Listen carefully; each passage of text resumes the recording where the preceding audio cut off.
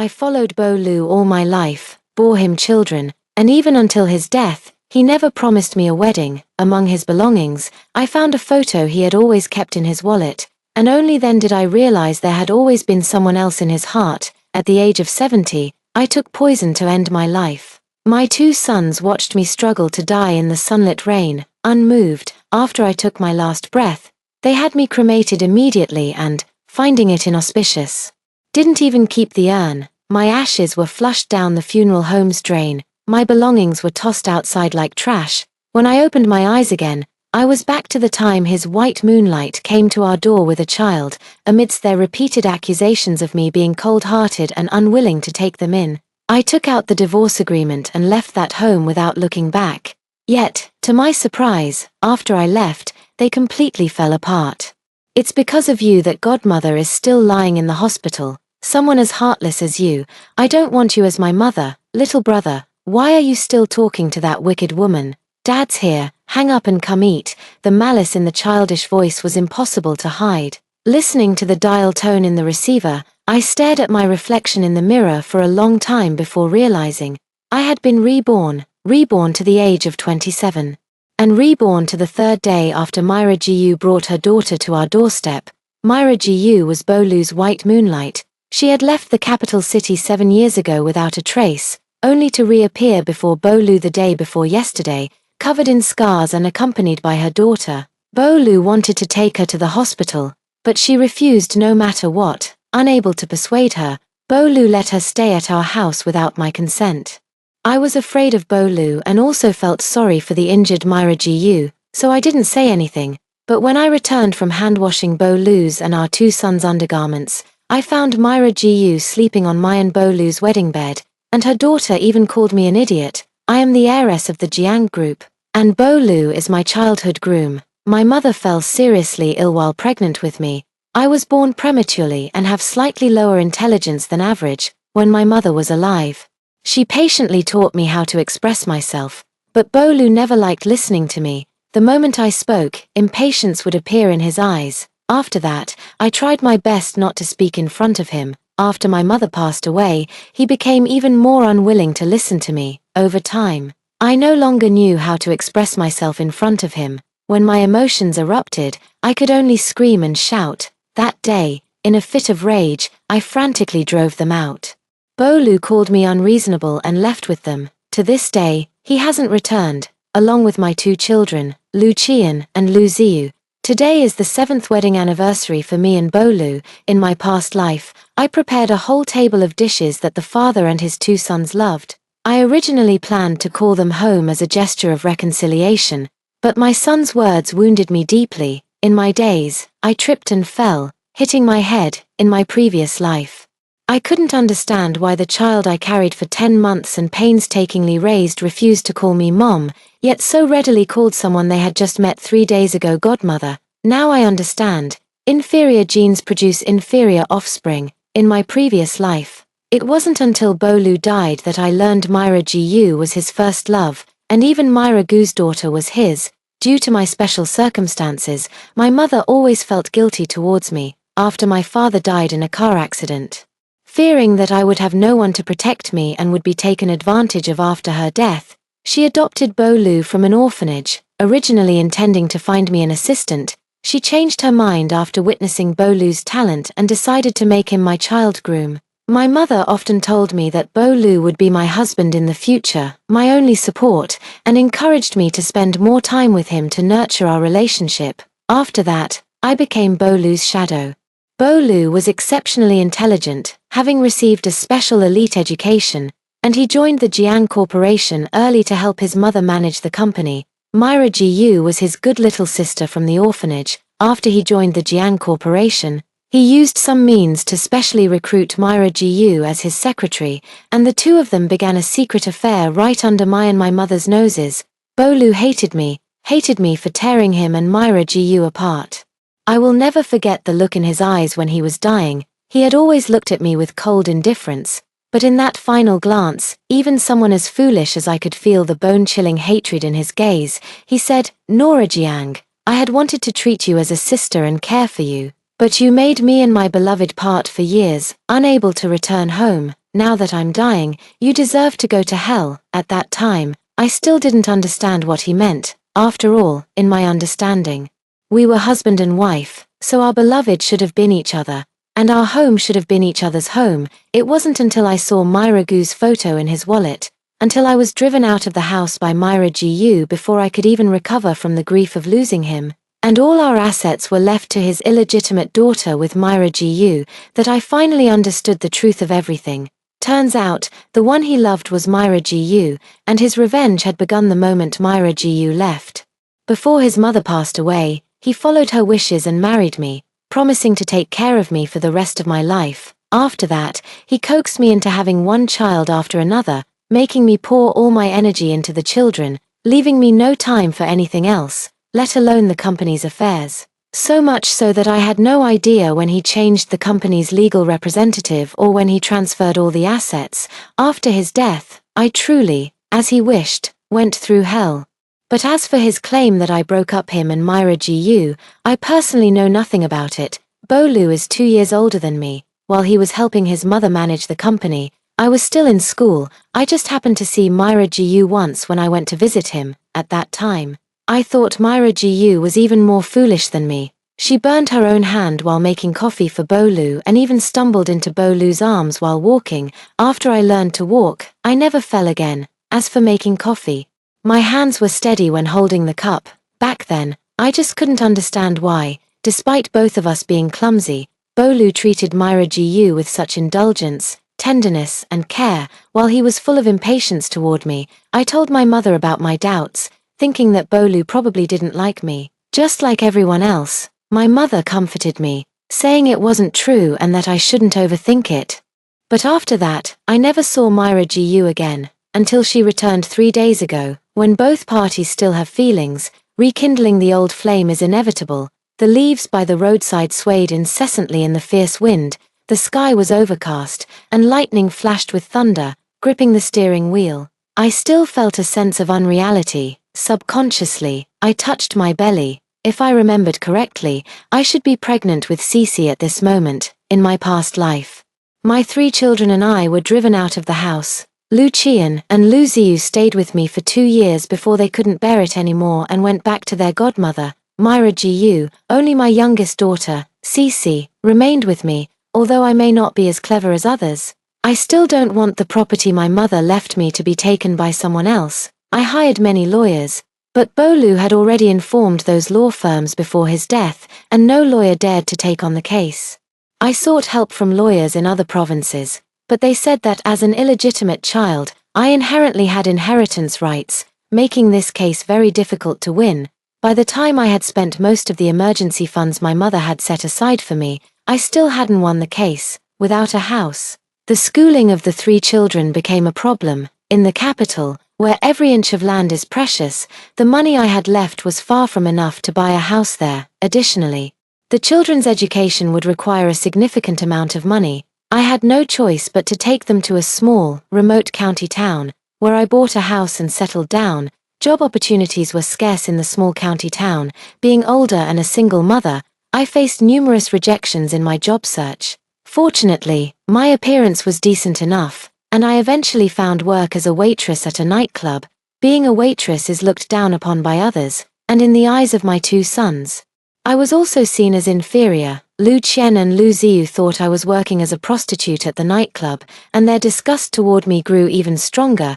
The disdain in their eyes was identical to Bolu's. One day, I came home after my night shift but couldn't find the 3 children, which made me extremely anxious. I checked the surveillance footage and discovered that Lu Qian and Lu Ziyu had dragged Cece into a taxi, just as I was breaking down in tears from panic. Cece was brought back by a kind stranger. Despite crying uncontrollably herself, she still hugged me with her soft little body, comforting me and saying, "Mom, if brother doesn't want us, then we don't want them either. Cece will always stay with Mom. Cece is my precious pearl, and also my salvation." Although we didn't win the lawsuit, the public outrage over Bolu dividing all his assets to his illegitimate daughter was intense, causing significant impact on Jiang Corporation's stock market. Lu Qian and Lu Ziyu, in their attempts to please Myra Gu, collaborated with her after returning to smear my reputation in front of the media. They called me the other woman, accused my mother of using her power to force Bo Lu to marry me, breaking them apart. Lu Qian and Lu Ziyu even claimed I earned money with my body at nightclubs, came home drunk to abuse them, and then displayed my scar-covered arms and chest in front of the cameras. No one would suspect a child of lying or slandering their own mother in such a way. After this incident, those who had initially stood by my side switched to Myra Gu's camp, joining them in condemning me both online and offline. During that time, I was like a rat in the gutter, despised by everyone. Those people found my home, spray-painted the door, and sent funeral flowers along with terrifying dolls. Even my daughter faced various forms of exclusion and bullying at school. During that time, I couldn't sleep night after night, my hands would tremble uncontrollably, I often experienced unexplained ringing in my ears, and tears would flow without warning. I couldn't understand the meaning of living. Once, I stood on the balcony, and if Cece hadn't pulled me back, I might have really jumped. Cece was terrified. It was as if she grew up overnight, sticking by my side every moment, cooking for me, even when those people came to our house again. She learned to call the police and shielded me behind her like a mother hen protecting her chicks. Cece is my angel. Looking at the 2-week pregnancy test result in my hand, I touched my belly, nearly crying with joy. In my past life, I didn't discover I was pregnant with Cece until a month later. After Bo Lu sweet-talked me, I agreed to let Myra Gu and her daughter Song Yu move into our villa. While I was away, Song Yu smashed the photoshopped wedding photo of Bo Lu and me that I had commissioned. Furious, I started bleeding and nearly miscarried. Bo Lu not only didn't blame them but also accused me of making a fuss over nothing, saying I was being petty with a child. I will never forget the smug and malicious expressions on Myra Gu and Song Yu's faces when I was kicked out of the house. In my past life, under Bo Lu's protection and with the wealth he left behind, they thrived and relentlessly persecuted me and Cece. In this life, it's their turn to go to hell. When I returned from the hospital, the lights in the villa were on. I frowned slightly, remembering that I had turned off the lights before leaving for the hospital. Could it be that Aunt Wu had returned? I parked the car, opened my umbrella, and walked toward the front door in the heavy rain. Just as I reached the door, I saw Bo Lu standing there. The crisply ironed shirt was layered under a black suit vest, accentuating a straight and slender waist, while the 2 legs beneath the black trousers appeared long and perfectly straight. His facial features were sharp and striking, with a refined and handsome appearance. His brow ridge was pronounced, and his dark eyes carried an air of aloofness, tinged with a hint of gloom and coldness. He leaned against the door, simply watching me. I hadn't expected him to return, in my previous life. Although he came back today as well, it was only because I begged him to. The night my father had the car accident, it was also stormy with thunder and lightning. That's why, after my father passed away, I became particularly afraid of thunder. The condition Bo Lu set for agreeing to come back was to let Myra Gu and Song Yu move in, and I agreed, but in this life, I don't know why Bo Lu came back, nor do I want to find out. I averted my gaze, closed the umbrella, shook off the water droplets, and hung it up. Just as I was about to step past him into the villa, he grabbed my arm. "Where have you been?" His voice was flat, giving no hint of emotion. I couldn't be bothered to talk to him and tried to pull my hand away, but he held on tightly. I looked up and rolled my eyes at him. "If your eyes are useless, donate them." In my past life, until his death, I never dared to act recklessly in front of him, always carefully trying to please him. Bo Lu was clearly taken aback for a moment, instinctively glancing at the bandaged wound on my forehead. Taking advantage of his distraction, I pulled my arm away and went inside. Lu Qian and Lu Ziyu were playing with toy cars in the children's play area. Hearing the noise, they turned to glance at me, then snorted coldly and turned their heads away in unison. I glanced at the toy cars and immediately recognized them as gifts from Myra Gu. Having no experience in parenting, I simply replicated how my own parents treated me, giving them nothing but the best. The one Myra Gu gave them couldn't even compare to the worst one I bought for them.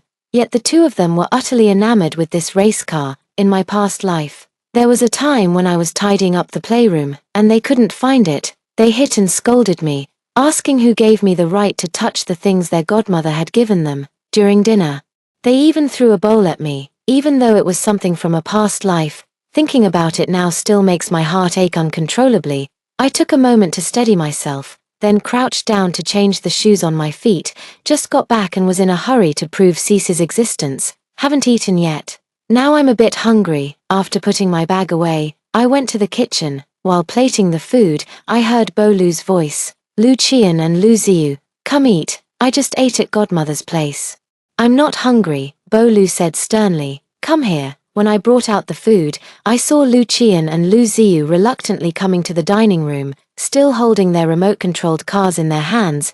I didn't say anything, put down the dishes, then went to serve myself some rice and started eating. Outside, thunder rumbled repeatedly. The father and his two sons watched Nora Jiang eating alone, their expressions subtle. Even Lu Ziyu, who was engrossed in his racing game, loosened his grip on the remote control slightly. You see, in the past, it was always me who personally served them rice and coaxed them into eating the vegetables they disliked. After a long silence, Bolu got up and went to the kitchen. When he returned, his expression was not good. He said to Lu Qian and Lu Ziyu, you two, go back to your rooms. Lu Qian was somewhat displeased. I still want to play with the race cars Godmother bought for us. Go to your room.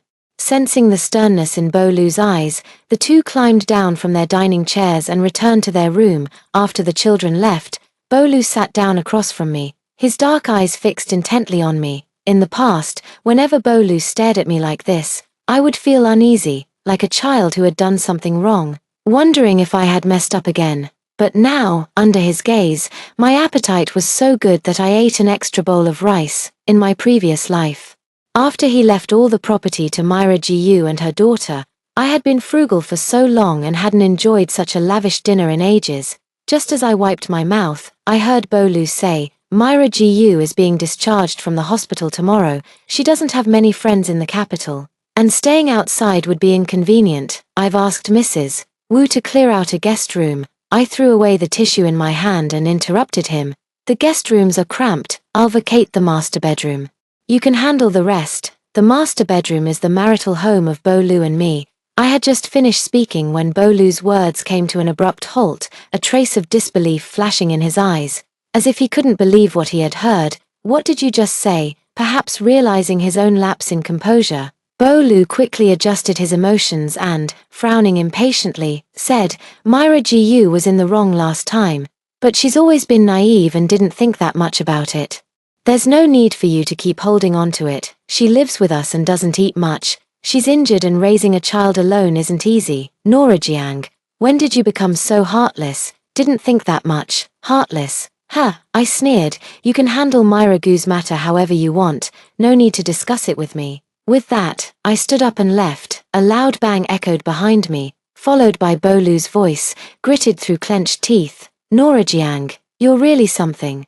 I turned to glance at him. His face was dark with anger. The teacup in his hand shattered on the table, leaving a few cuts on his porcelain white skin. Perhaps noticing that I was looking at his hand, those deep black eyes held a hope I couldn't comprehend. I didn't understand, nor did I bother to guess his thoughts. I simply felt a sense of satisfaction seeing him lose control of his emotions. Suddenly, I seemed to understand why Bolu had sent me to hell in my past life. Seeing someone you hate in distress, watching them suffer, truly brings a twisted pleasure. I returned to the master bedroom and moved my belongings one by one to the guest room on the first floor. Bolu stood at the top of the stairs, watching me make trip after trip. I looked at the pair of pillows on the marital bed, and for some reason, my nose still stung fiercely. Bolu did have his good moments with me, too. He knew I was afraid of thunder. Whenever there was a storm, he would hold me and whisper soothingly, I'm here, don't be afraid, go to sleep. Since my parents passed away, I've received too little love, so I always remember even the smallest kindness from others. I actually know that no one likes a fool. Not even my two sons, connected to me by blood after 10 months of pregnancy. They don't like me, they look down on me, so they've always refused to call me Mom. I sniffled and took away the pillow that belonged to me. Just as I reached the doorway, Bolu blocked my path, standing firmly in the entrance. His gaze fell on the silk pillow in my hand, his voice as indifferent as ever. If you move out today, don't ever think about coming back to the master bedroom. I said okay. and his face darkened instantly. He stood at the door, unmoving. I didn't move either. It wasn't that I was competing with him, it was simply because he was blocking my way. After a long silence, he seemed to concede, speaking in a tone that was both resigned and compromising. Fine, you win, okay, I'll book her a hotel outside. With your temper, Myra Gu is so naive and sensitive. Who knows how you might bully her when I'm not around? I stared at him for a long moment, instinctively wanting to say something. But in the end, I said nothing. He wouldn't move aside, so I hugged my pillow and squeezed past him. Just as I reached the staircase, I heard Bolu's voice. Thick with suppressed anger, Nora Jiang, my patience has its limits. You'd better know when to stop. I didn't answer or turn back, just carried the pillow downstairs. By the time I finished tidying the guest room, it was already past 2 a.m., lying in bed. I suddenly remembered something and got up to go to the kitchen. I guessed that Bolu might come into the kitchen to serve the dishes. So I preemptively put all their favorites into one container, knowing Bolu's temperament, he wouldn't touch it again. The food had cooled a bit, so I reheated it in the microwave before bringing it out. This is a high-end villa district, and the property management is very strict. Not even a single mouse can get in. Holding an umbrella, I walked to the garbage station, stopped in front of a few wooden planks, and called out, "Xiao Bai." Soon, a white dog came out wagging its tail. Its chest low to the ground, clearly in the nursing period. The rain outside was too heavy, its fur slightly damp. It shook its entire body, happily grinning at me. I placed the box on the ground and opened it. The little white dog caught the scent and came over to eat. The heavy rain pattered against my umbrella. Watching the little white dog eating happily, I felt a moment of peace in my heart. I've always liked puppies, but Bolu doesn't. Myra Gu likes cats, so he likes them too. I mentioned wanting a dog twice, but he didn't agree either time. Later, with pregnancy and having a baby, we never got around to keeping one. In my past life, after Cece graduated, because she was too busy with work to often keep me company, she bought me a little Pomeranian. Small dogs don't need frequent walks, which means they won't tire me out and can still keep me company. It had been with me for nearly 10 years, but Lu Ziyu threw it to its death when Cece turned 40. She fell seriously ill. The doctor said she wouldn't last more than 3 years. Fearing I'd have no one to rely on in my old age after her passing, she went to Lu Qian and Lu Ziyu, threatening to expose how they had framed me years ago if they refused to support me, to show the world how these entrepreneurs treated their own mother. That day, Lu Qian and Lu Ziyu stormed into our home in a rage. Xiao Ba, sensing their hostility, barked at them a few times. In response, Lu Ziyu grabbed Xiao Ba and killed it by throwing it to the ground right in front of us. Cece and I were terrified that day. After witnessing their cruelty, Cece didn't dare mention having them support me anymore. She just held me and cried, saying what would happen to me after she died. Truthfully, I had long stopped wanting to live. I just couldn't bear to leave Cece. The year I turned 70, Cece passed away from illness. Lu Qian and Lu Ziyu, afraid of being criticized by others, rushed back on the day of her funeral. After handling Cece's funeral arrangements,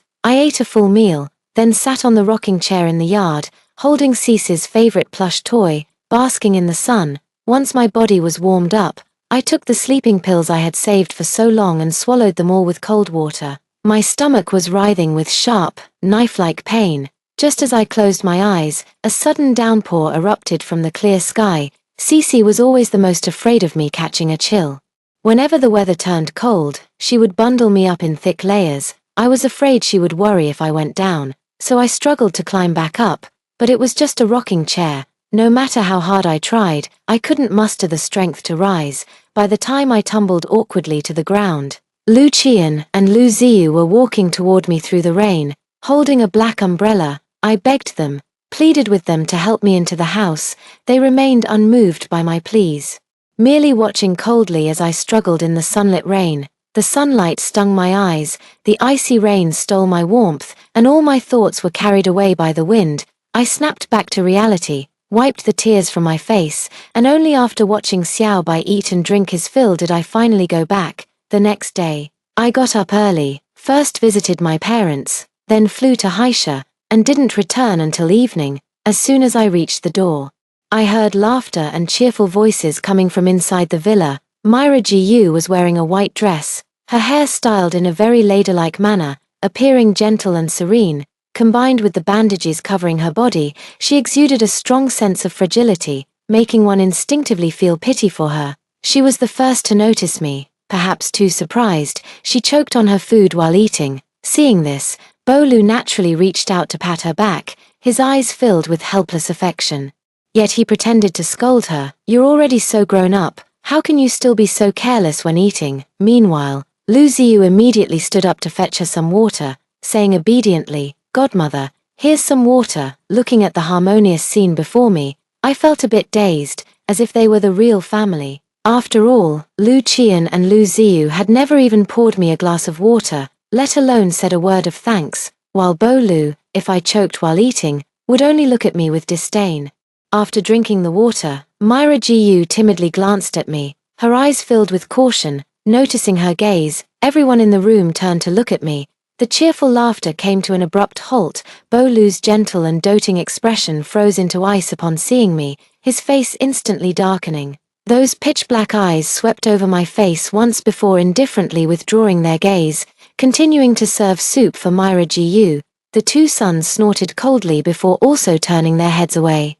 When everyone ignored me, it was Myra Gu who stood up. She walked over to me and said softly, "Sister, you're back. Bo has made some dishes, let's eat together." Her words sounded exactly like when you visit someone's home and happen to catch them during a meal, and the host says, "Join us for some food." Bo Lu grew up in an orphanage, so naturally, he knows how to cook. But since he came to the Jiang family, he hasn't cooked a single meal, let alone one for me, now.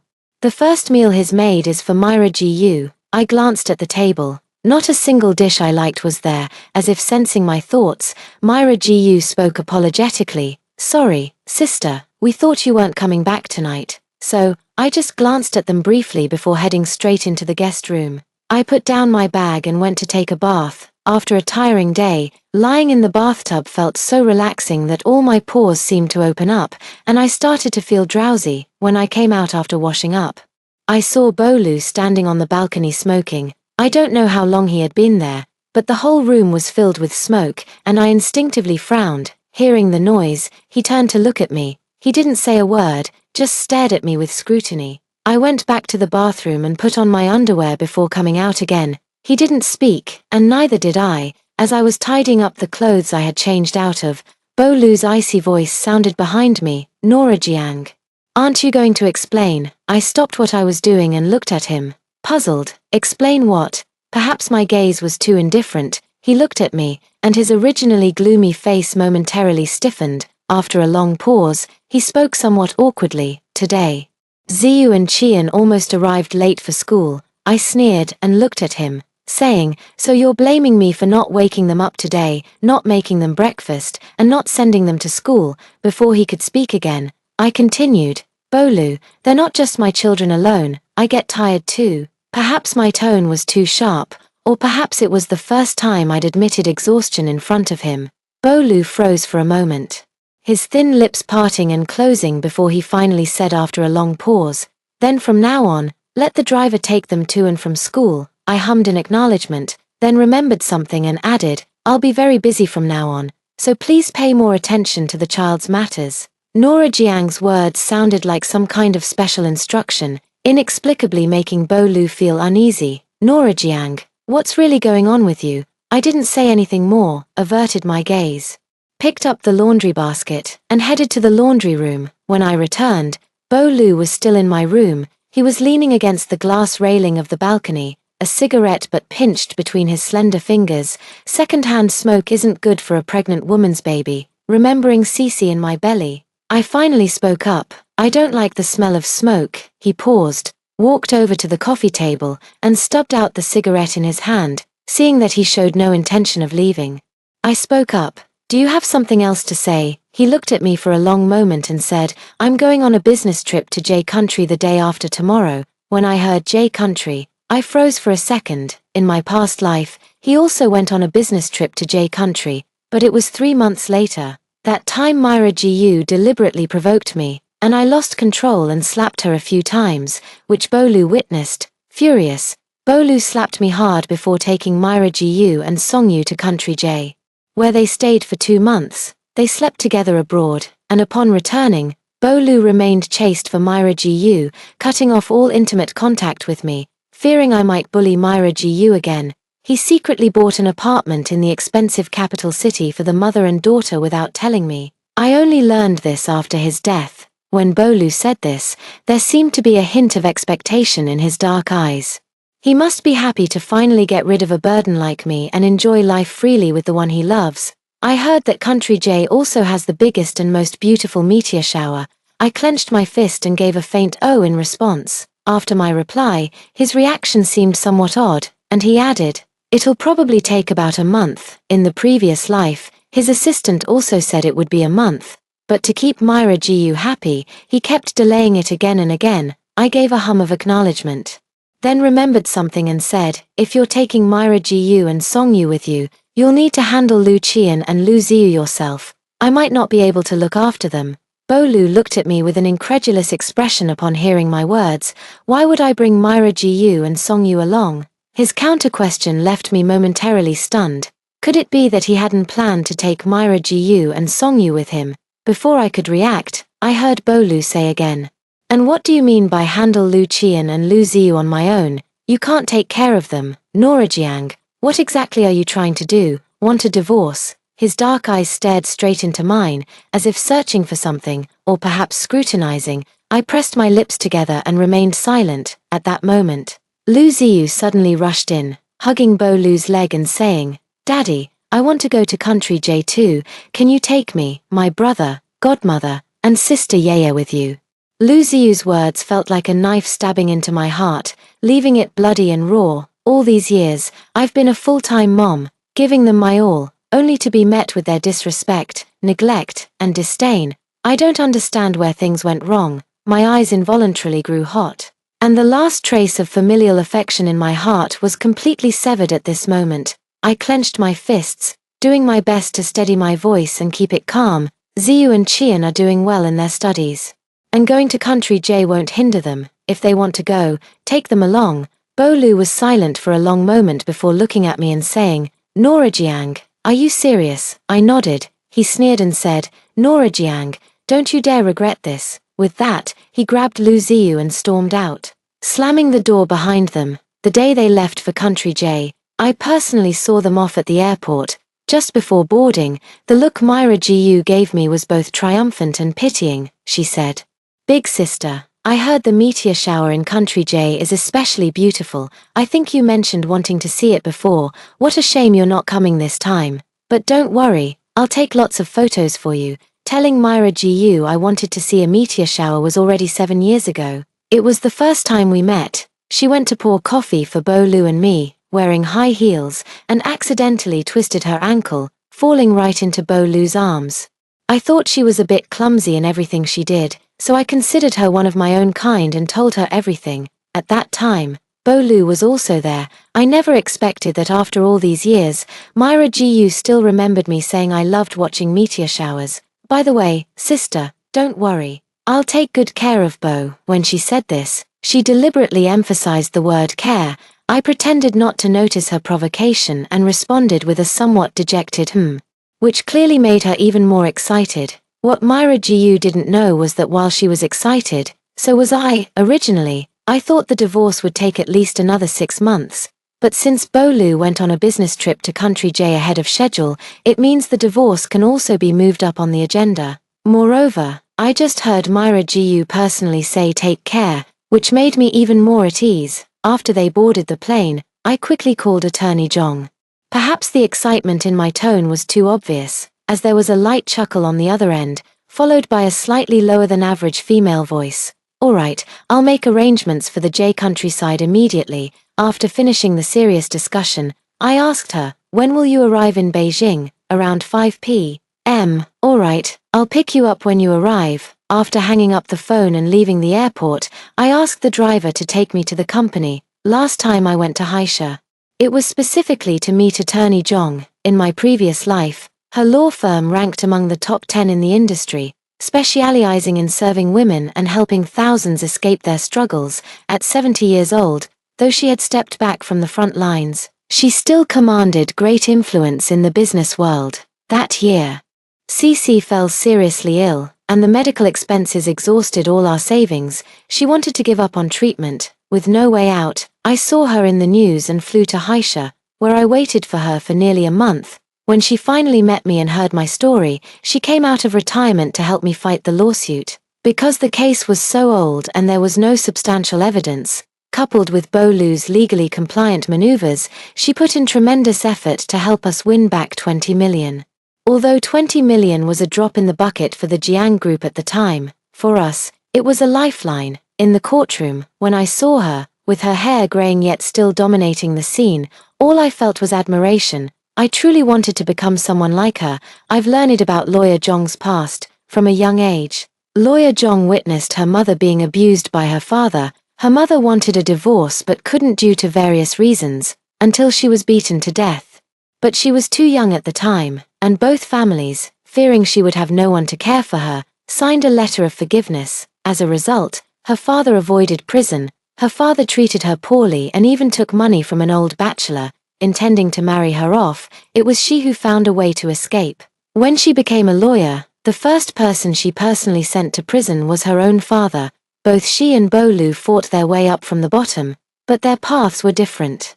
Bolu had the support of the Jiang family. While she relied entirely on herself, there is an unbreakable resilience in her that nothing can defeat. Bolu's assistant, Chen Qing, wasn't surprised by my annual company audit. After all, I do it every year. Before my mother passed away, she instructed me to review the company's financial statements and assets annually, and I've always kept her words in mind, checking them year after year. However, the company's financial reports were usually flawless, which is why in my past life, I had no idea when Bolu began transferring the assets, but Attorney Zhong spotted the issue immediately. She flipped through the ledger a few times, frowning and said, "Looking at this is pointless.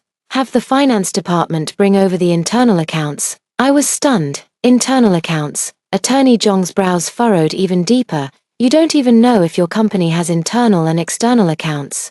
This is all your husband shows you every year. I nodded somewhat blankly. Some companies maintain two sets of books, external accounts for public viewing, while internal accounts are accessible only to the company's top management. Jiang Group's main business is in energy vehicles. Under Bolu's management over the past few years, it has squeezed into the industry's top 50. Even those external accounts show annual profits nearing 10 billion.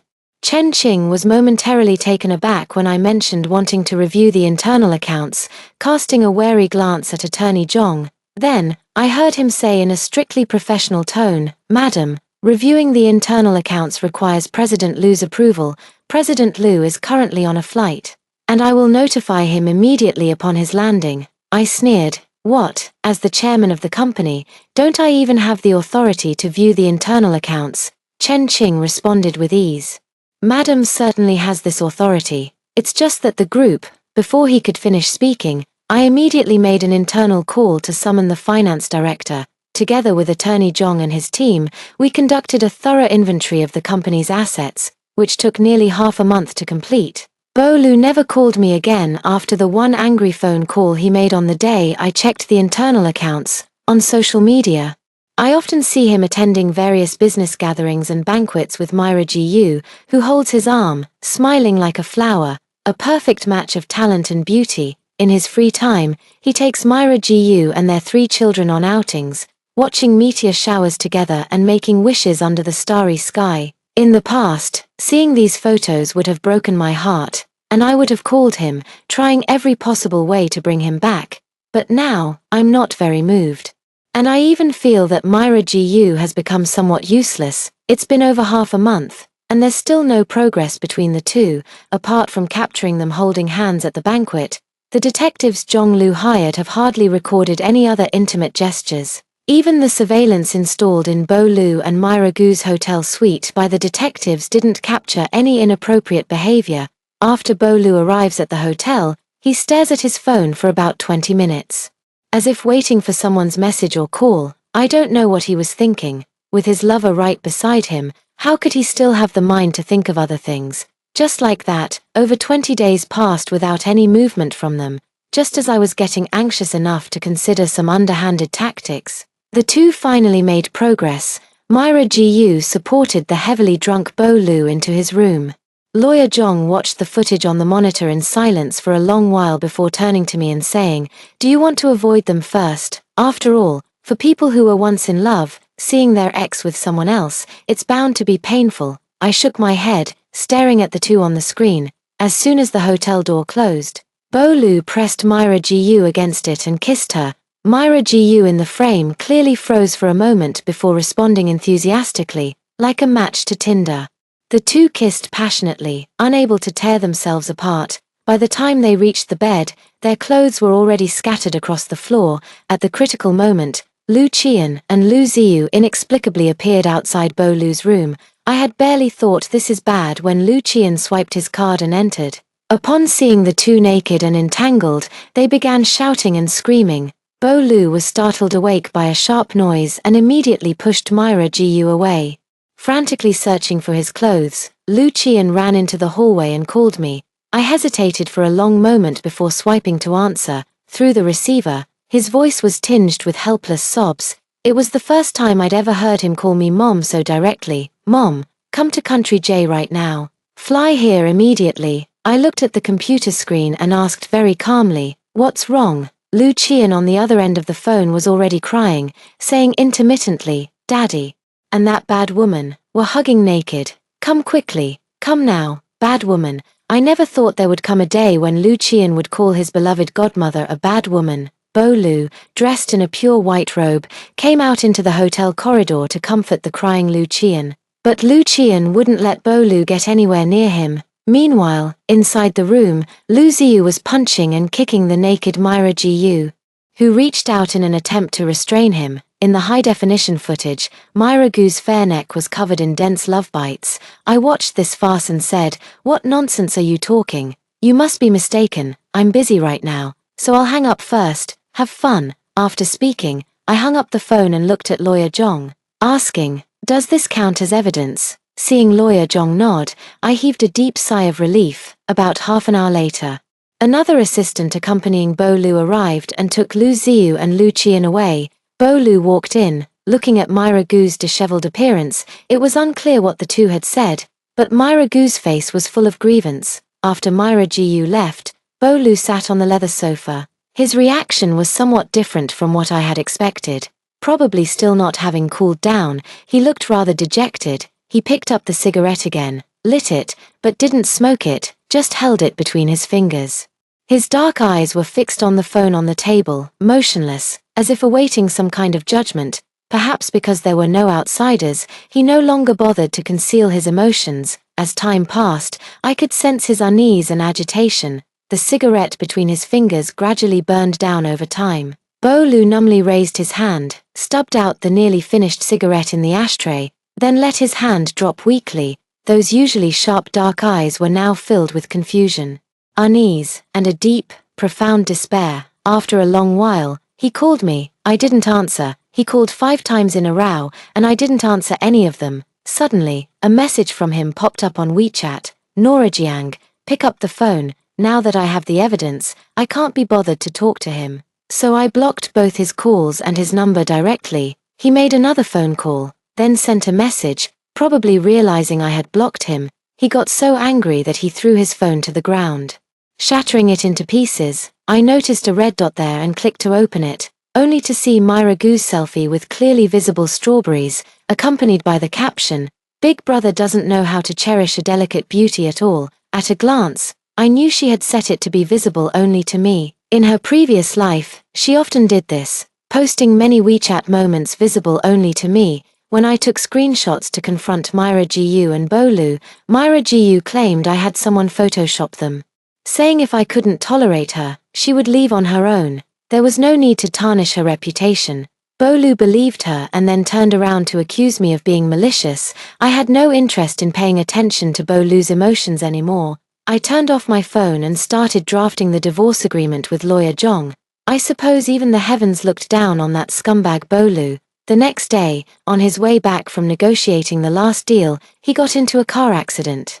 The car crashed through the guardrail and plunged into the river. Lu Qian, and Lu Ziyu were encountering such a major incident for the first time, so naturally, they were anxious. They called me many times, but I didn't answer or pay any attention. After being rescued, Bo Lu was in a coma in the hospital for a week. Just as I was regretting not having bought insurance for him, Bo Lu woke up. After he woke up, it was as if he had been knocked silly. He kept staring at the ceiling.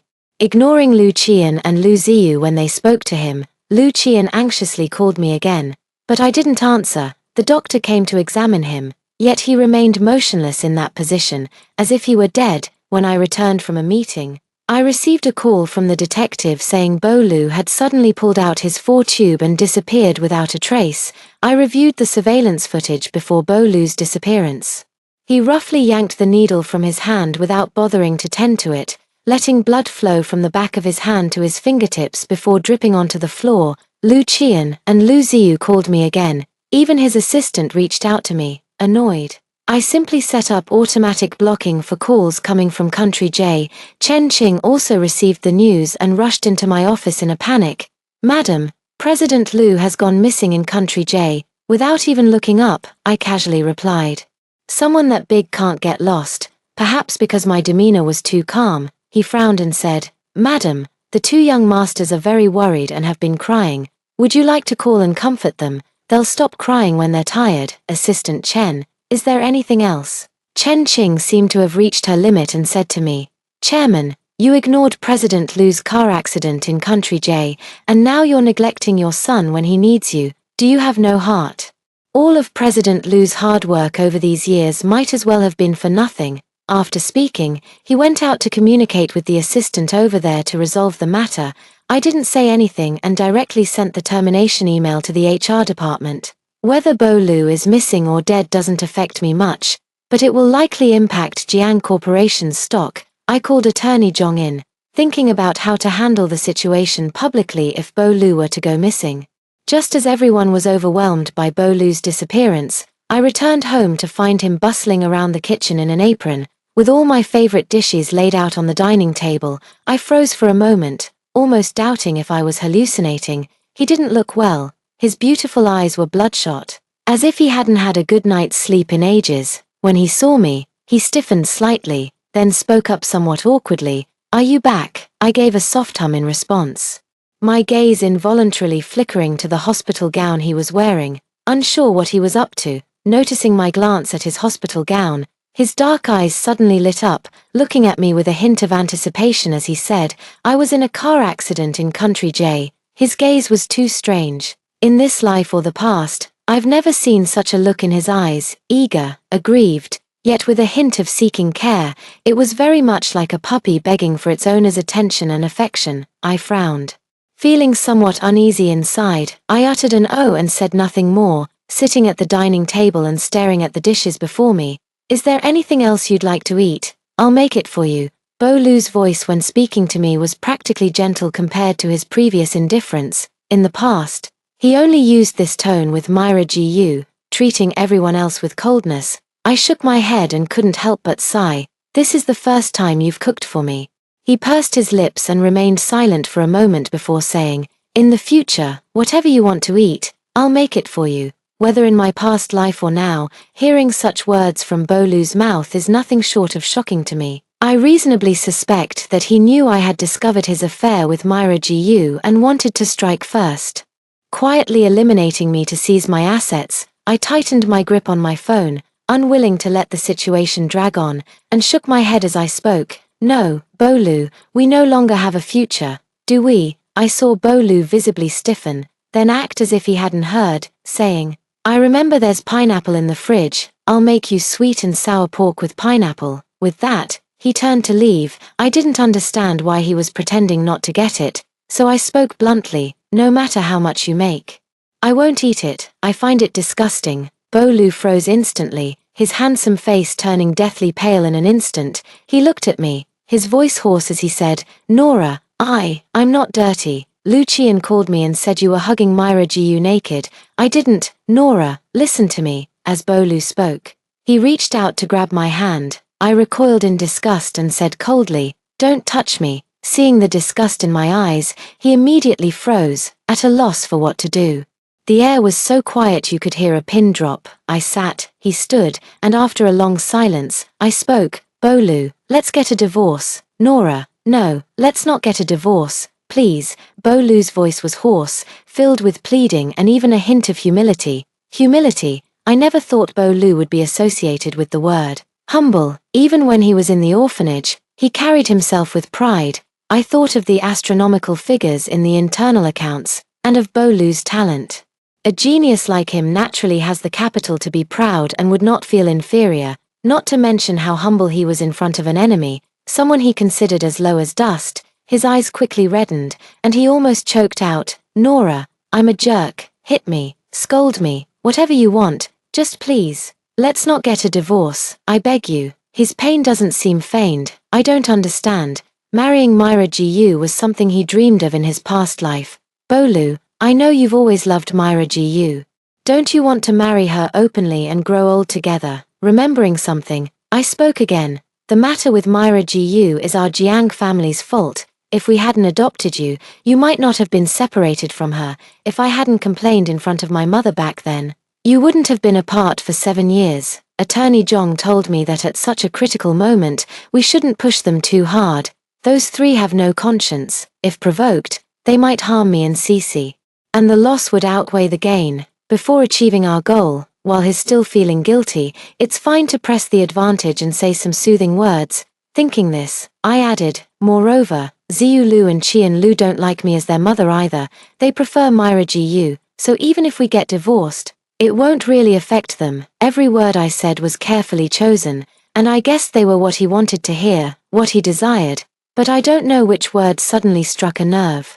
As Bolu's tears just fell like that, his dark eyes filled with deep pain and despair, he covered his face with his hands, repeating I'm sorry over and over again.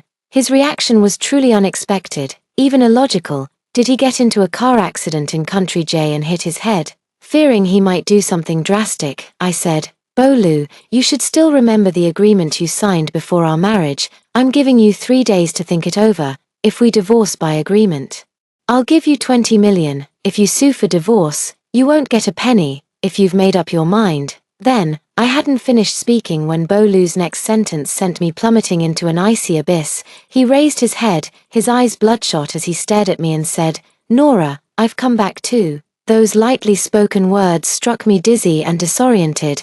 The person before me overlapped in an instant with the one who had been full of hatred in my past life. And Bolu transformed into a ferocious demon right in front of me. I suddenly couldn't breathe, my entire body trembling. I wanted to call Zhonglu, but my vision began to blur, and I heard Bolu's frantic voice in my ear. Nora, Nora, why are you bleeding? Cece. When I woke up again, I was in the VIP ward of the hospital, with Bolu by my bedside. I didn't look at him, just instinctively touched my stomach with my hand. Bolu seemed to sense my worry and said, Cece is fine. You haven't eaten anything since last night. Have some porridge first. As he spoke, he handed me a bowl of well-cooked lean meat porridge. I pursed my lips and didn't take it. He sighed softly and said, if you won't eat, doesn't Cece need to eat? Hearing him mention Cece, I instinctively frowned and replied coldly, you're not worthy to mention her, Bolu. If only he had left me even 1% of his fortune in my past life, Cece wouldn't have had to suffer so much with me. I hate Bolu. And I hate myself. I hate my own stupidity for not being able to protect my family's assets, for being taken advantage of and driven out of my own home. Bolu seemed to suddenly lose all his strength, his fingers trembling so much he nearly dropped the bowl. He said hoarsely, I'm sorry. The most useless thing in the world is the phrase I'm sorry. I didn't react, so he continued, after I died in my past life, I stayed by your side the whole time. Before he could finish, I sneered coldly. Heaven has indeed been kind to you, not only fulfilling your dying wish but also allowing you to witness it firsthand. Bolu, watching me being abandoned and betrayed by my own son, trampled underfoot by Myra Gu, cyberbullied into severe depression, becoming a public enemy, Cece being ostracized and bullied, witnessing us being dragged into hell bit by bit. You must be feeling quite triumphant, aren't you? Bolu's face turned as pale as paper, overwhelmed by guilt, self-reproach, and regret. He uttered in despair, Nora, I stopped listening to what he was saying, grabbed my phone, and got out of bed. Bolu cautiously tried to help me, but I mercilessly pushed his hand away. Get away, don't touch me. I entered the restroom and sent a message to Attorney Jong. Since Bolu has also returned, and he hasn't transferred his assets yet, he naturally refuses to divorce. Then, there's only one path left to take. Just as Nora Jiang entered the bathroom, Bolu's phone rang. He glanced at the caller ID. It was his assistant from Country J calling. As soon as he pressed the answer button, his assistant's frantic voice came through. President Liu, something terrible has happened. What's wrong? Last night, didn't you ask me to buy jewelry for Miss Jiyu and Songyu? They wore it out today and were kidnapped on the street. The kidnappers called and demanded 500 million. Bolu's voice was cold, devoid of any surprise. As if he had anticipated it all along, saying, "Have you called the police?" "Not yet. The kidnappers said they'd kill the hostage if we dared to involve the police. In such situations, what else are you waiting for if not to call the police? Trust in the authorities' capabilities, report it, and have the police contact her husband as well. Matters like these are best handled by the family." The assistant clearly froze for a moment, not reacting immediately. Any other issues? There was a long pause on the other end before the response came. Understood, President Liu. Bolu hung up the phone and returned, but didn't see Nora Jiang, thinking she was still in the bathroom. He sat by the hospital bed and began ordering food for her. She was still carrying Cece and couldn't go without eating anything. After placing the order, more than 10 minutes passed without her coming out. Worried, Bolu walked to the bathroom door and called out tentatively, "Nora, are you okay?" There was no response from inside, and Bolu felt an inexplicable unease in his heart, saying, "Nora, if you don't speak, I'm coming in." Bolu waited for 30 seconds. But there was still no response from inside. He hurriedly rushed into the bathroom, only to find that Nora Jiang was nowhere to be seen. Bolu could never have imagined that Nora Jiang would vanish right under his nose, as if she had evaporated into thin air. No matter how hard he searched, he couldn't find her. If it weren't for her following the usual divorce proceedings and even making a public disclosure of assets, he would have thought she had truly disappeared. Nora Jiang was determined to divorce him. Now, in her heart, there was not a shred of trust left for him. She disclosed the assets publicly precisely because she feared he would try to hide them. If he hadn't also returned, she probably wouldn't have even told him about being pregnant with Cece. Bolu felt as if he had swallowed a bitter gall, the bitterness spreading from his throat all the way to his heart. Yet he couldn't blame anyone, for everything was the consequence of his own actions. In his past life, the arrogant young man knew nothing of love. He had always believed he loved Myra Jiyu, resenting her for reporting to Mother Jiang, for tearing him and Myra Jiyu apart, for forcing Myra Jiyu into a corner, leaving her no choice but to marry a 60-year-old man while carrying his child, enduring domestic violence, and suffering years of slander alongside Songyu. So he, too, had wanted Nora Jiang to suffer. Perhaps it was because of this obsession that he didn't leave immediately after his death, but instead stayed by their side the whole time. She witnessed with her own eyes how, after he told her to go to hell, his clear eyes were filled with shock and confusion, and then how she wailed in sorrow after his death. When Mother Jiang passed away, she cried just as heartbrokenly, her eyes so swollen she could barely open them. She truly was foolish and slow. Never realizing his hatred for her all these years, after his burial, she seemed to have aged considerably, with even more strands of white hair, and she became much more silent. It was expected by him that she and the 3 children would be driven out of the house. He hated Nora Jiang and, in truth, had little affection for the 3 children she bore. The only reason he had children with her was to keep her occupied with them and to bother him less. Therefore, he neglected the education of his 3 children, Lu Qian and Lu Ziyu, influenced by him since childhood, took Nora Jiang's efforts for granted, showing her no respect and even belittling their own mother. He was actually aware of all this, but simply couldn't be bothered to intervene. As the heiress of the Jiang Group and its nominal chairwoman, as well as Bolu's wife, even though people mocked her behind her back as a fool, everyone treated her with utmost deference in person. The grievances she endured were nothing compared to even a tenth of what Myra Jiyu suffered. Since Cece was born, she has always been more attached to Nora Jiang. He hated the crow along with the nest, and always felt that Cece was an ungrateful wretch, not at all as obedient and well-behaved as Song-yu, and his dislike for her grew stronger. Perhaps Cece also sensed his dislike for her and didn't feel particularly close to him either. In reality, he left two wills. One bequeathing all his property to his and Myra Gu's daughter, Song-yu, and the other stating that if those three children didn't want Nora Jiang to return, they would be given 20% of the Jiang family's shares. He hated Nora Jiang and wanted to see her abandoned by all, to watch her slowly dragged into hell all alone. But when he watched her being driven out of her home, losing lawsuit after lawsuit, and struggling to survive in the capital, he didn't feel the joy he had imagined.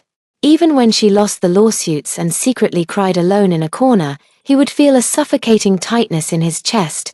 Nora Jiang had been raised in luxury since childhood and didn't care much for material possessions. Her tears weren't for the lost property, but because she had failed to protect what Mother Jiang had left her. It was him, taking advantage of her naivety and the fact that no one stood up for her after Mother Jiang's death, after Myra Jiu claimed that Song-yu was his child. He began transferring his assets. He thought that since Song-yu and Myra Jiu had suffered so much, these assets would serve as compensation for the mother and daughter, but later, everything he did came back like a boomerang, striking him instead. Song-yu was never his child. That night he believed he was drunk and lay in bed with Myra Jiu. In reality, nothing had happened at all. He thought the kind and innocent Myra Jiu, in order to achieve class mobility, went after a 60-year-old married man. To climb the social ladder, she casually slept with a few men for a few nights, got herself pregnant, and leveraged the child's status to successfully push out the original wife and become the wealthy lady. Later, the wealthy man discovered the child wasn't his and began to abuse her, with no way out. Myra Jiu then turned to him. He blindly believed Myra Jiu. No matter what she said, he trusted her. Whenever Myra Jiu and Nora Jiang had a disagreement, he would unhesitatingly take Myra Gu's side. Bolu couldn't bear to imagine how much grievance Nora Jiang had endured over the years. She just didn't speak up, or perhaps she knew that even if she told him, he wouldn't stand up for her or take her side. He was a failed husband, a failed father, and a failed human being. Mother Jiang adopted him and gave him the best education, yet after her death, he bullied her most cherished daughter in such a way. He was a complete and utter failure, countless times. He regretted why he had been so heartless and cruel to her back then. If only he had shown even a shred of mercy to his wife and left her some security, she and Cece wouldn't have suffered so much. Bolu's thoughts were in disarray, and his heart began to ache with sharp, stabbing pain again. Actually, Myra Jiu was right. He had already fallen in love with Nora Jiang long ago. So, from the time he left the orphanage until their reunion, Myra Jiu had been imitating Nora Jiang's every move, and as he wished, he fell in love with Myra Jiu, because he knew the real Myra Jiu wasn't foolish. He was just subconsciously resisting the fact that he had fallen in love with someone he thought was a fool. If only he had realized his true feelings a little sooner, perhaps everything would have been different. He had thought that his return was a chance given by fate to make amends, but it seems everything was already too late. Bolu looked around the desolate villa and suddenly realized how much emptier the house felt. Before, the house was filled with photoshopped family portraits of the four of them that she had arranged everywhere. Back then, he had scoffed at them. Now, with the photos gone, his heart felt strangely hollow. Matching couple slippers, matching cups, anything related to him, she had replaced entirely. Bolu stood up and staggered upstairs to the master bedroom. The giant wedding photo she had someone Photoshop and hung above the bed was also gone. Every trace of their shared life had been removed by her, just like the love she had suddenly withdrawn. Bolu reached out to open the cabinet. He remembered there was a handmade bracelet she had woven for him, meant to bring him safety and peace, but he had never worn it, leaving it discarded in the cabinet all along. But now, the bracelet was gone. In its place were 3 condoms. In the jasmine scent that Nora Jiang hated the most, and Myra Jiu, who loves jasmine the most, these, he didn't buy, and Nora certainly wouldn't buy them either. Contraceptives. They never needed Mrs. Wu to handle them. As for the rest, the only one who could have bought and placed them here was Myra Jiu. Bolu's face turned pale, as if something had gripped his throat, making it hard to breathe. After leaving the capital, I arrived in Yuncheng. This was where my grandmother grew up. A place with beautiful scenery and a slow pace of life, perfect for recuperation. I stayed here to rest during my pregnancy, visiting my grandparents' graves in my spare time. Zhonglu often called to update me on the situation in the capital and the Jiang family. Bo Lu went to see her many times to inquire about my whereabouts. It's said that Bo Lu doesn't seem to be doing well, having been admitted to the emergency room several times due to drinking. When I heard this, I said, his white moonlight just had an accident abroad, so naturally, he's not doing well. Myra Jiu was first raped and then murdered in Country J, along with Songyu. Their bodies were dismembered by the kidnappers and thrown into a septic tank. This news even made it to the trending topics. After hearing my words, Lawyer Zhong remained silent for a long while before changing the subject. When I was 5 months pregnant, Bo Lu finally compromised and agreed to the divorce. He left with nothing but his 2 children, on the condition that he would have visitation rights for Cece, once a week. Once a week was too frequent, and I didn't agree. After another half-month of back and forth, he finally agreed to my proposal of once a month. On the day the plane landed, Lawyer Zhong came to pick me up, along with Bo Lu, Lu Qian, and Lu Ziyu. It's only been a few months since we last met, yet they seem to have changed so much. Lu Qian and Lu Ziyu have become quieter and more polite. When they saw me, they even called me Mom, and the look in their eyes was no longer one of disdain but of respect. As for Bo Lu, he's lost a lot of weight. Though he's dressed neatly, the exhaustion and weariness in his eyes are unmistakable. The incident with Myra Jiu has hit him hard. Sitting in the car, before I could even speak, Attorney Zhong said, Mr. Lu, to Huaju Junting, please. Huaju Junting is in the northern district. Bo Lu changed direction and headed toward the north. The car remained quiet the whole way, except for Bo Lu's unnecessary greetings. For example, how the child is doing, whether there's morning sickness, if they're sleeping well. Lu Qian and Lu Ziyu sat in the back. I caught them glancing at me several times, or more accurately, at my belly, with curiosity in their eyes. When they noticed me looking at them, they awkwardly averted their gaze. In the end, Lu Qian couldn't hold back and spoke first, trying to be endearing. Mom, Dad said that my brother and I are going to have a little sister. When she's born, we'll play with her and take good care of her. We won't let anyone bully her. By the way, what's her name? Take good care of her. In my past life, the ones who bullied Cece the most were the 2 of them. I pressed my lips together and interrupted him. After your father and I get divorced, I'll take good care of her. You're still young.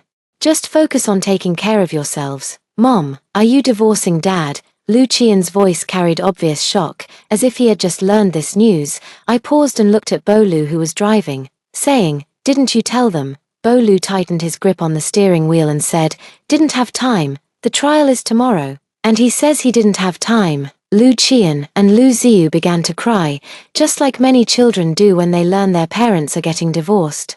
Their sobs heart-wrenching. Mom, we don't want you and Dad to divorce. Is it because Qian and Ziyu weren't good that you want to divorce Dad? Mom, from now on, Qian and Ziyu will be good. We'll listen to whatever you say. Please don't get divorced. In the past, seeing them cry so heartbreakingly would have made me rush to comfort them. But now, I feel nothing. Just as they betrayed me to please Myra Jiu, watched me and Cece suffer, and remained indifferent as I died in the sun shower. The bond between mother and child should have been severed in my past life. The car stopped in front of Huaju Junting. As I unbuckled my seatbelt, Bo Lu spoke. Do you need anything? Let me help you. I'll get off here. He seemed to think he had misheard. Even Lu Qian and Lu Ziyu, who were still crying, turned to look at me, sniffling as they spoke. Mom, aren't you coming home? No, I'm not. As I pushed the car door open, I heard Bo Lu say in a hoarse voice, Nora. Just 2 simple words, yet they seemed to carry 1,000 unspoken meanings. I paused for a moment but didn't turn around. On the day of the court hearing, the judge asked me, Ms. Jiang, are you certain you wish to relinquish custody and visitation rights for both children? I looked at the 2 pairs of eyes in the gallery, visibly nervous yet filled with anticipation, and nodded without hesitation. I'm certain. As the court session ended, Lu Qian and Lu Ziyu immediately stood up and ran toward me. In his haste, Lu Ziyu tripped and fell hard to the ground. Lying there, he pleaded, Mom, please don't leave us behind, don't abandon me and my brother. Lu Qian also gazed at me with the same pleading eyes. I just glanced at them indifferently before looking away, after finishing organizing the documents.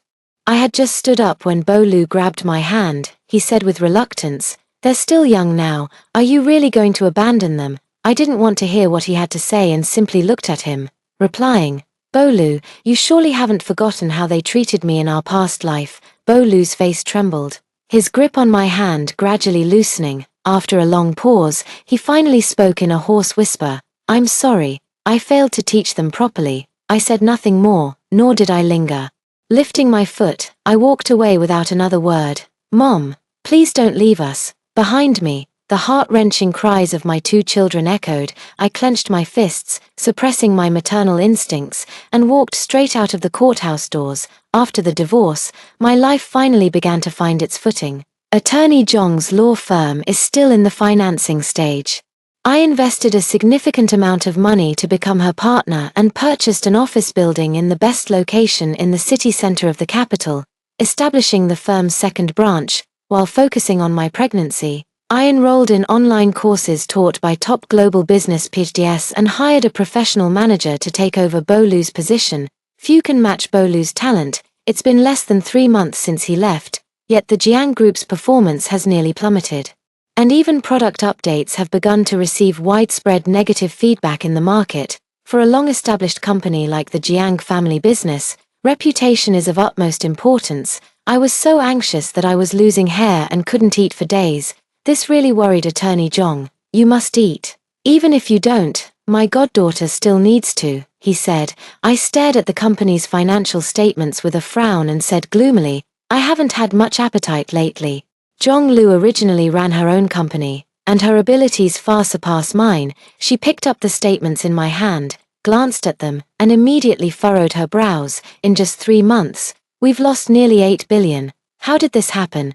I pressed my lips together and remained silent. But she clearly already knew. After a long silence, she spoke up, "If all else fails, why don't you ask your ex-husband to come back? He seems quite willing. Don't reject it outright.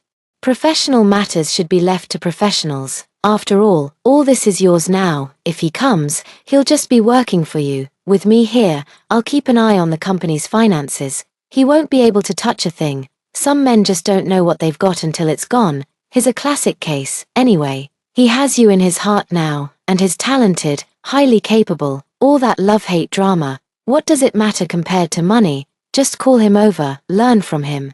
And once you've got the hang of it, kick him to the curb." To be honest, those so-called business PhDs can't hold a candle to him. No one ever complains about having too much money. The successful ones among those PhDs just end up founding business schools or management consulting firms. But when it comes down to it, what they teach is just theory, like education and training, all generic stuff. They haven't actually delved deep into various industries. At best, you'll only learn superficial things, stuff that's hardly useful in real life. A lot of things can only be mastered through hands-on learning, practice, reflection, and summarization. We women must not only learn to be independent but also master the art of leveraging symbiotic relationships. Everything in this world exists for us to use. If I had an ex-husband like him, I'd squeeze every last bit of value out of him. You don't love him anyway. Nothing he does can hurt you now. Just kick him to the curb when he's no longer useful. Lawyer Zhong's words struck a chord with me. After hesitating for 2 days, I finally called Bo Lu. I didn't beat around the bush. I straight up told him what I was thinking. There was no response for a long time.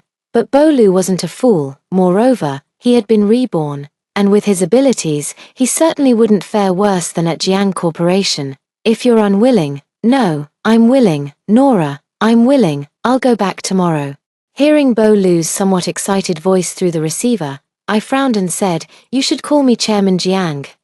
Chairman Jiang, I'm now 8 months pregnant, and whether it's studies or company matters, I handle everything online." On Bo Lu's first day back at the company, he carved out a short video division and began developing short video content.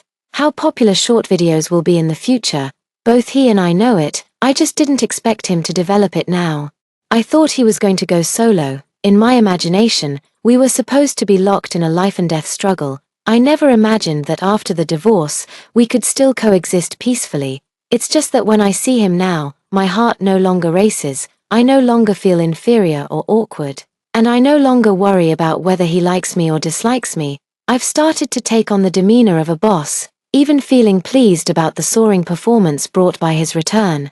It's as if we've switched places. I noticed he's begun to observe my moods and started trying to please me. He would even go halfway around the capital just to buy my favorite pastries, spend a fortune on albums I loved, and invite my favorite stage actors for me. The day I gave birth to Cece, because of the abnormal fetal position, I needed a cesarean section. He was upset for over half a month because he couldn't sign my surgery consent form.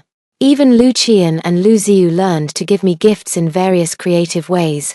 All of these were things I once longed for, but now, as I watch them do these things, I feel nothing inside. Bolu, just like in his previous life, died young. Fortunately, by the time he passed away, I had fully mastered how to manage the company, analyze the market, and had developed my own set of insights in the new energy sector. When I arrived at the hospital, he tightly held my hand, calling my name over and over through the oxygen mask, his voice growing fainter with each word. Lu Qian and Lu Ziyu stood by the hospital bed, covering their mouths as they wept, unable to speak through their sobs. I looked at him, raising a polite yet distant smile. You've been too tired all these years, take a good rest. He looked at me, struggling to say something, but ultimately couldn't get the words out, only shedding a tear from the corner of his eye. After Bolu's death, I buried his ashes next to Myra Jiyu and Songyu. After Bolu's death, Lu Qian and Lu Ziyu seemed to suddenly mature.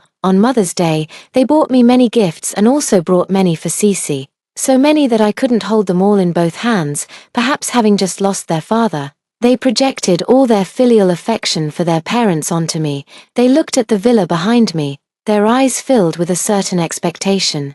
I know they wanted me to invite them in for dinner. Pretending not to understand, I said, "It's getting late now, you should head back early and be careful in the dark."